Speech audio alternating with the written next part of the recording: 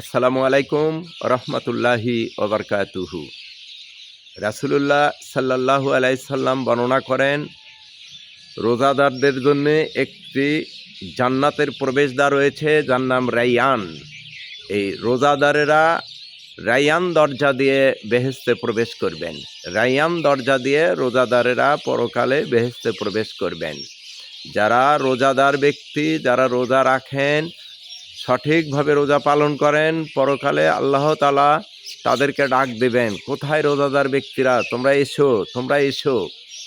Ryan দরজা দিয়ে তাদেরকে একে একে প্রবেশ করানো হবে এবং এটা শুধু রোজাদার ব্যক্তিরাই এই বেহেশতের এই রায়ান দরজা দিয়ে প্রবেশ করবে, অন্য কেউ এই দরজা দিয়ে প্রবেশ করতে পারবে না। এটা শুধু রোজাদারদের জন্যই বরাদ্দ করা হয়েছে। কাজেই এই রায়ান দরজা দিয়ে প্রবেশ করার জন্য আমরা যেন সবাই সঠিকভাবে রোজা করি। রায়ান দরজা দিয়ে যখন সর্বশেষ রোজাদার ব্যক্তি প্রবেশ করবে, তখন রায়ান দরজাটি বন্ধ করে দেওয়া হবে।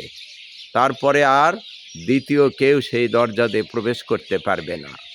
আল্লাহ তাআলার একটি বিশেষ নিয়ামত, বিশেষ একটি রহমত, আল্লাহ তাআলা নিজ হাতে রোজার সওয়াব দান করবেন।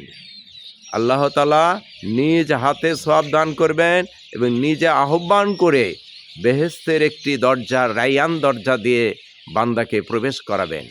আল্লাহ তাআলা আমাদের সকলকে সঠিকভাবে রমজানের রোজা পালন করার তৌফিক দান করুন। ওয়া মা আলাইনা ইল্লাল বালাগ। আসসালামু আলাইকুম ওয়া রাহমাতুল্লাহি ওয়া বারাকাতুহু।